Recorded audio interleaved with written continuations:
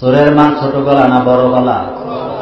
জমিনে যারা ফাসাদ সৃষ্টি করেন, তারা যারা শান্তি আন্দোলন করে তাদেরকে দোষারোপ করে, ঠিক না বেঠিক?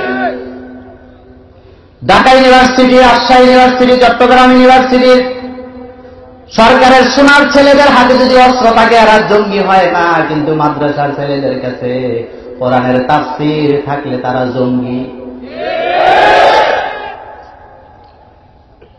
প্রধানমন্ত্রীকে অনুরোধ করতে চাই, আল্লাহ বলেছেন অহুম আয়ুনুল লা ইউবসিরুনা বিহা অহুম আযানুল লা ইয়াসমাউনা বিহা।